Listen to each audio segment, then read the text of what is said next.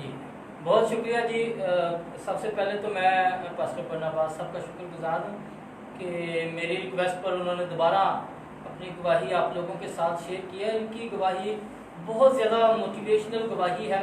وہ اس وجہ سے ہے کہ میرا تعلق میڈیکل سے ہے، میڈیکل کے شعبے سے ہوں، اور میرے تجربے میں ایسے بہت سارے مریض آئے جو کرسٹل کا استعمال کرتے تھے، پاؤڈر کا استعمال کرتے تھے، پاؤڈر کی مختلف اقسام کا استعمال کرتے تھے، اور وہ اپنے آپ کو بحال نہیں کر پائے، ریکور نہیں کر پائے، کیونکہ ان کے پاس میں یہ بات ہوتی نہیں ہے۔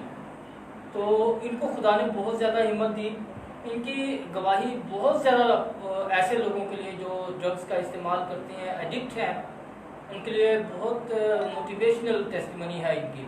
تو میں نے اس لیے پاسٹر برناباس صاحب سے ریکویسٹ کی تھی کہ آپ ایک بار پھر سب کے سامنے اپنی گواہی شیئر کریں۔ اور یہ ایک بڑا ریوائول ہوتا ہے انسان کی باڈی کے اندر کہ وہ اپنے آپ کو دوبارہ نئی پیدائش کے اندر لے کے آتا ہے، دوبارہ نئے سرے سے پیدا ہوتا ہے۔ میڈیکلی ہم بڑا آسان سمجھتے ہیں، جب ہم رات کو سوتے ہیں، صبح پھر اٹھ جاتے ہیں تو ایک معمول کی بات ہمیں لگتی ہے، لیکن میڈیکل سائنس جو ہے، یہ جو ہمارا صبح اٹھنا ہے، اس کو معجزہ قرار دیتی ہے۔ یہ اتنا آسان نہیں ہوتا جتنا ہم سمجھتے ہیں اٹھنا۔ جب بندہ ایک بار سو جاتا ہے تو مینٹلی طور پر، فزیکلی طور پر یہ ایک معجزہ ہوتا ہے کہ ہم دوبارہ اپنی آنکھیں کھولنے کے قابل ہوتے ہیں۔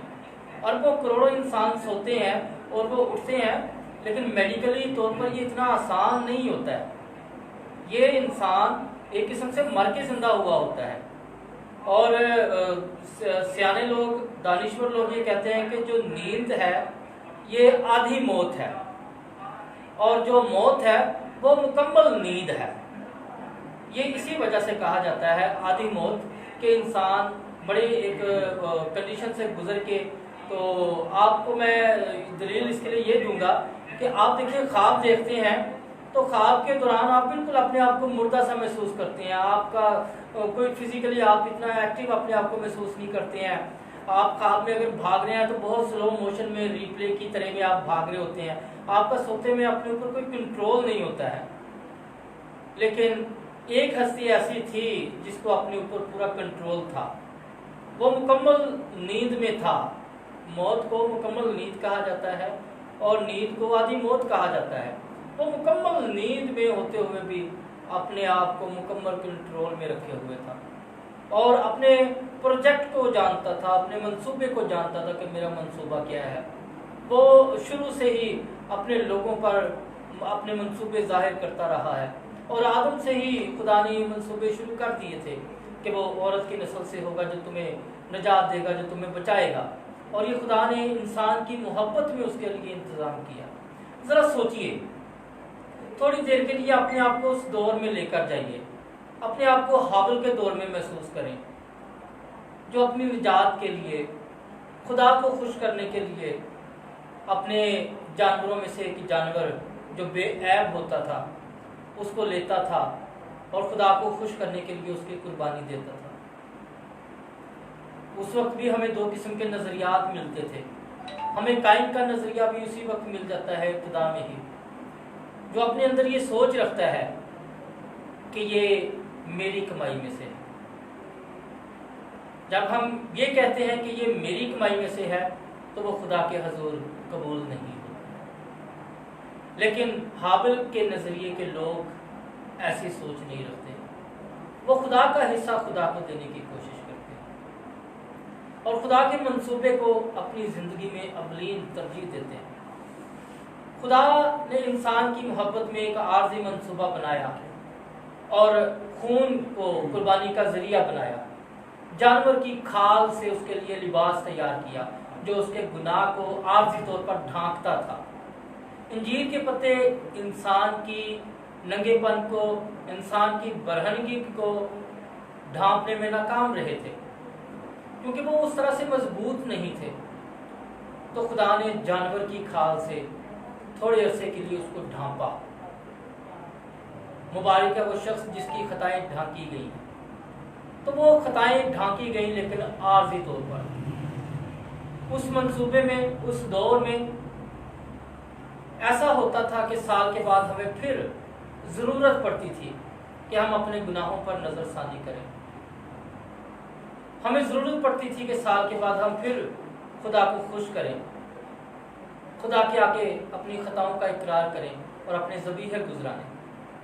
تو یہ انسان کی حالت کوئی اچھی حالت نہیں تھی, کیونکہ یہ انسان خدا کے اس منصوبے کا ابھی آغاز تھا جس کو وہ انسانوں کے ذریعے, اپنے نبیوں اور پیغمبروں کے ذریعے ایک حصہ بحصہ اور طرح بطرح استعمال کر رہا تھا اس کا.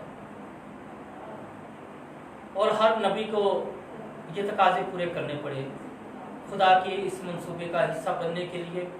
ہر نبی کو اپنے دور میں قربانیاں دینی پڑی, خدا کو خوش کرنا پڑا اور خدا کے منصوبے کو پایہ تکمیل تک پہنچانے کے لیے خدا کے منصوبے کا حصہ بننا پڑا.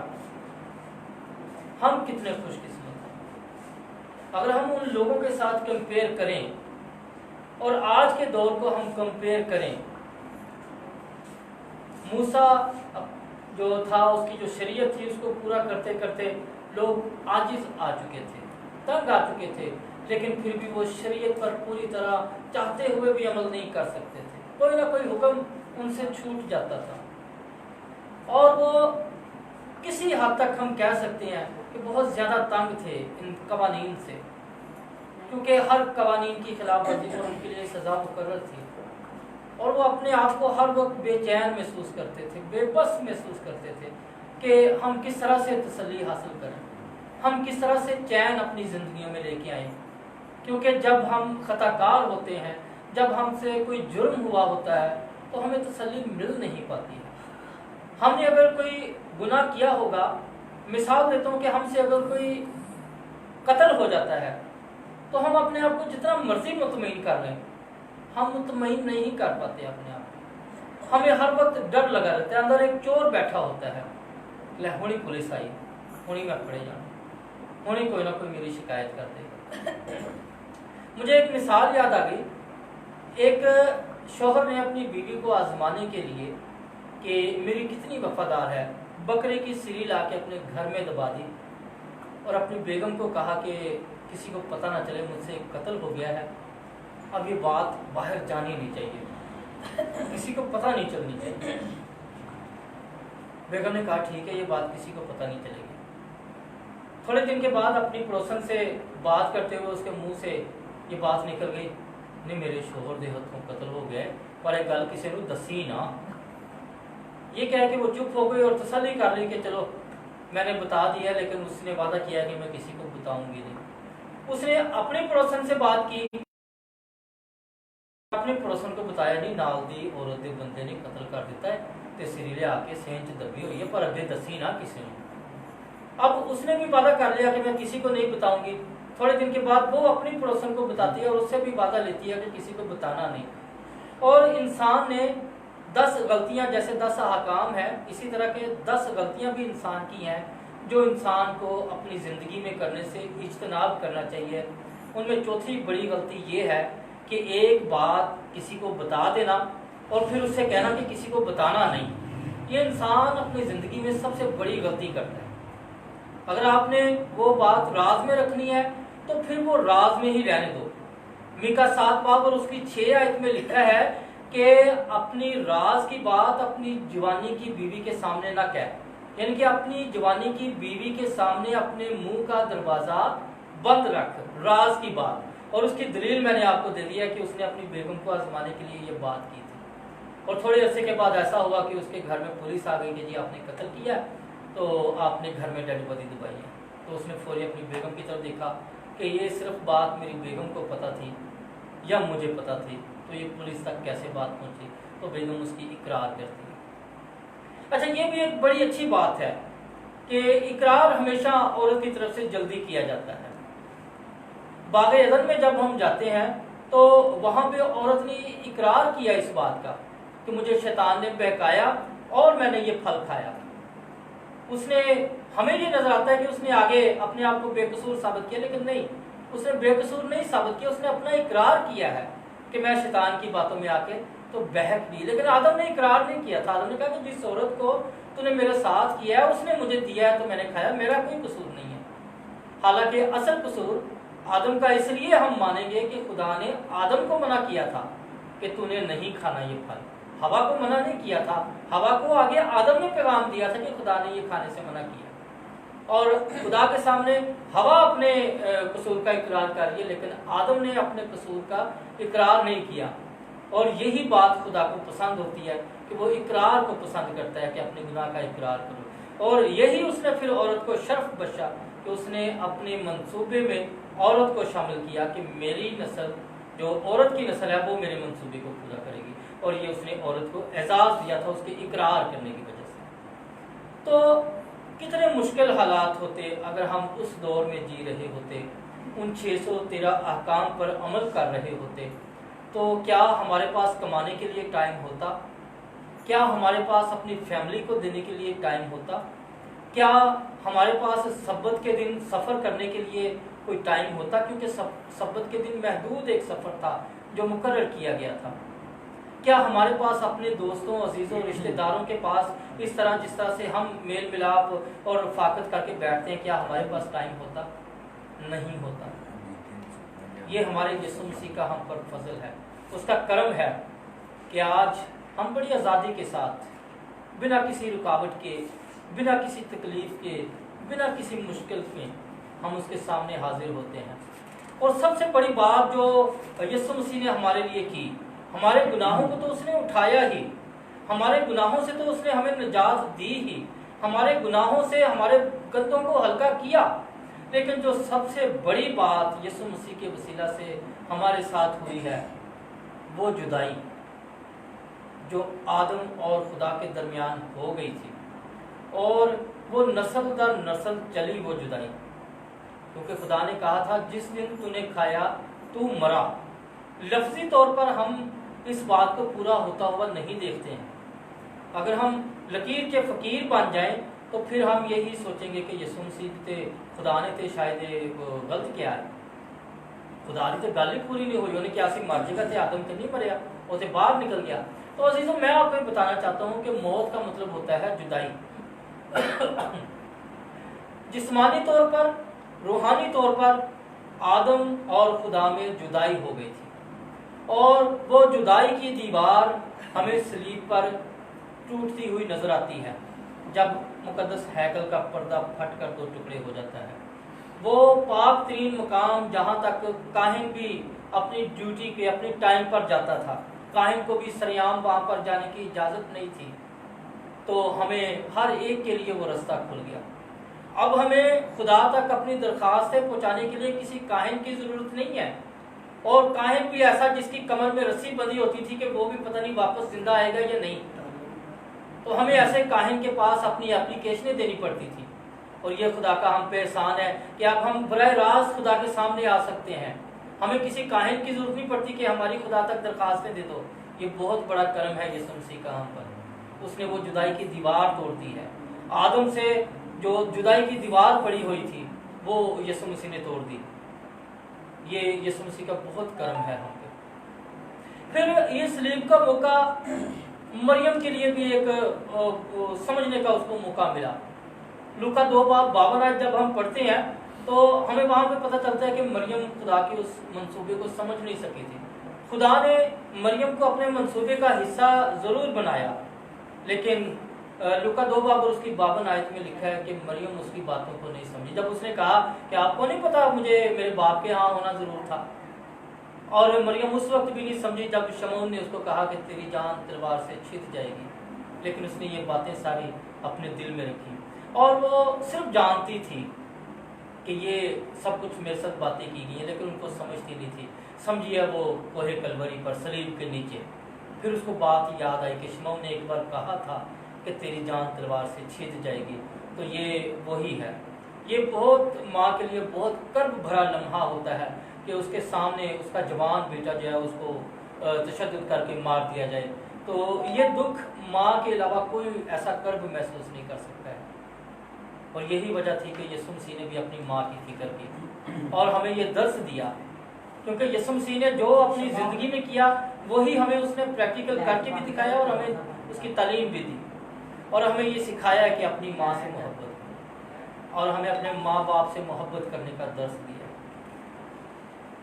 ہم 10 احکام میں بھی دیکھتے ہیں تو پہلے 4 احکام خدا کی اپنی ذات کے لیے ہیں، خدا نے اپنی ذات کے لیے 4 احکام دیے ہیں، لیکن اس نے جب اخلاقی طور پر انسان کے فائدے کے لیے اور انسان کو سکھانے کے لیے، انسان کی تربیت کے لیے جب باتیں سکھائی ہیں، تو اس میں سب سے پہلا حکم اس نے یہی دیا ہے کہ اپنے ماں اور باپ کی عزت کرنا، اور ماں اور باپ میں بھی سب سے پہلے اس نے ماں کا انتخاب کیا ہے کہ ماں، جتنے بھی رشتے ہم دیکھیں، چاچا چاچی، تایا تائی، ماما مامی، پھوپھے پھوپھیاں، سب میں مرد کو پہلا درجہ دیا گیا ہے، لیکن جب ماں باپ کا ذکر آتا ہے تو وہاں پہ اس نے ماں کو اول درجہ دیا ہے، ماں کی محبت کو اس نے اول درجہ دیا ہے۔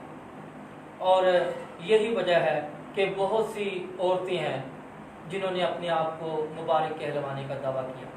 ہمیں یائل کی بیوی عورتوں میں مبارک نظر آتی ہے، ہمیں لیا عورتوں میں مبارک نظر آتی ہے، ہمیں مقدسہ مریم عورتوں میں مبارک نظر آتی ہے، لیکن کوئی بھی مرد ہمیں ایسا نہیں ملتا جو کہ مبارک کہا جاتا ہو۔ مجموعی طور پر مبارک کہا گیا ہے، مبارک ہے وہ جو یہ کریں گے، مبارک ہے وہ جو یہ کریں گے، مبارک ہے وہ جو فلاں کریں گے، وہ مجموعی طور پر ہے، سب کو وہ مبارک کہا گیا کہ خوش قسمت ہیں وہ۔ لیکن 3 عورتیں ہمیں صرف ایسی ملتی ہیں جن کو نام لے کر کہا گیا ہے کہ یہ زمانے کی خوش قسمت ترین عورتیں ہیں، تو یہ بھی عورت کے درجے میں یہ ساری باتیں آتی ہیں۔ تو یہ سلیب کا پیغام ہے جو سلیب سے یسوع مسیح اپنی ماں کے حوالے سے کر، اور سلیب پر ہی ہمیں شاگردوں کی بھی وفاداری نظر آتی ہے۔ یوحنا رسول وہاں پر اپنے روب اور دبدبے کی وجہ سے سلیب کے نیچے ہمیں نظر آتا ہے، اور سلیب کا پیغام ہلاک ہونے والوں کے نزدیک آج بھی بے وقوفی ہے، کیونکہ وہ منزل اپنی ہلاکت کی چن چکے ہیں، اور ان کے نزدیک یہ آج بھی ہلاکت کا پیغام ہے۔ ہم خوش قسمت ہیں کہ ہم اپنی سلیب آج اٹھائے ہوئے ہیں یسوع مسیح کے حکم کے مطابق، اور سلیب کا مطلب لکڑی کی سلیب نہیں ہے، سلیب کا مطلب ہے وہ دکھ، وہ کرب جو یسوع مسیح نے محسوس کیا، ہم اپنی زندگیوں میں ان کو محسوس کریں۔ ہم اپنی عیاشی کی اگر زندگی کو چھوڑ دیتے ہیں تو ہم اپنی جان کو اس کے لیے دکھ دیتے ہیں، وہ ہمارے پاس سورسز سارے موجود ہیں، لیکن ہم یسوع مسیح کے لیے وہ سب کچھ حاصل کر کے یسوع مسیح کے لیے راستے چلتے ہیں اگر، تو ہم اپنی جان کو دکھ دیتے ہیں۔ ہم اگر تنگ دروازے میں سے گزرتے ہیں تو وہ بھی ہم اپنی جان کو دکھ دیتے ہیں۔ آپ کو پتہ تنگ دروازے میں سے یا تنگ راستے میں سے جب کوئی گزرتا ہے تو اس کا کندھا بھی چھل سکتا ہے، اس کی پنجابی میں کہتے ہیں بکھی، یا اردو میں پسلی بھی اس کی چھلی جا سکتی ہے، جسم کے کسی کونے پر بھی اس کے چوٹ آ سکتی ہے۔ میں یہاں جب پریئر ہاؤس میں بیٹھا ہوں تو اس کی جو انٹرنس ہے وہ دروازہ بھی تھوڑا سا نیچا ہے، تو تھوڑا سا تنگ دروازہ ہم اس کو کہہ سکتے ہیں، تو اس میں سے بھی گزرتے ہوئے کبھی ہمیں ماتھے کی چوٹ لگ جاتی ہے، تو یہ تنگ رستہ ہے جس سے ہمیں گزرنا ہے، اور یہی وہ سلیب ہے جو ہمیں اٹھانی ہے۔ یہ وہ تنگ راستہ ہے جو یسوع مسیح کہتے ہیں کہ تنگ راستے سے داخل ہو، اور تنگ راستے سے داخل ہونے والے مکاشفہ کے مطابق صرف 1,44,000 ہیں، روحانی فوج کی جو نمائندگی کر رہے ہیں۔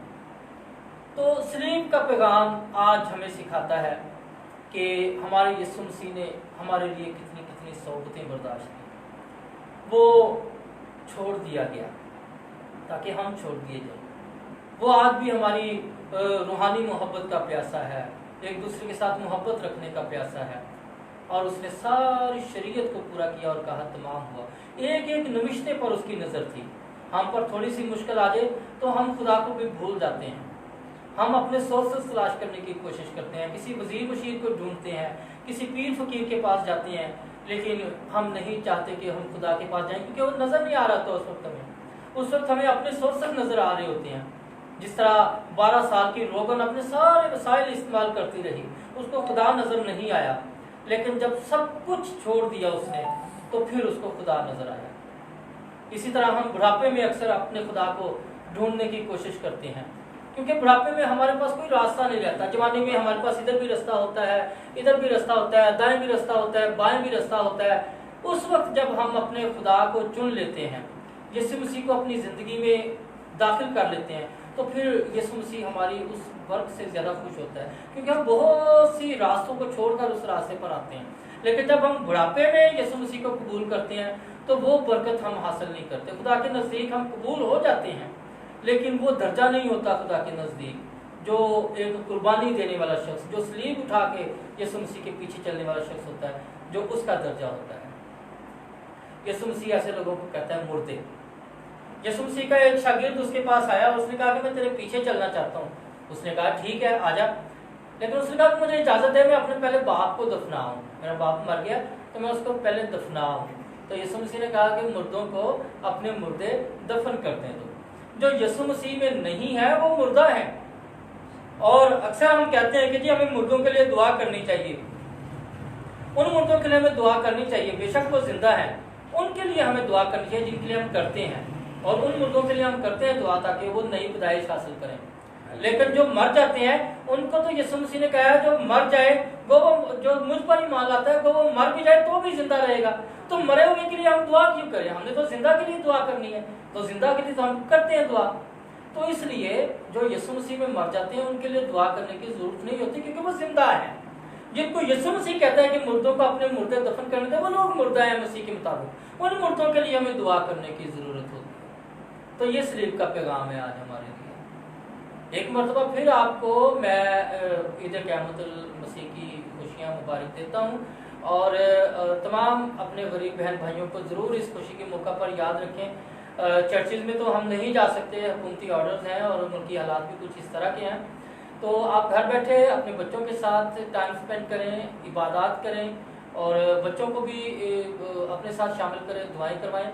اور ہم بھی اس وقت بیٹھے ہوئے آپ کے سامنے، ہفتے کا دن ہوتا ہے ہمارا ہول نائٹ پرے کا، آپ اپنی کمنٹس میں درخواستیں دے سکتے ہیں اور ہم ان کے لیے ضرور دعا کریں گے. جی خدا آپ کو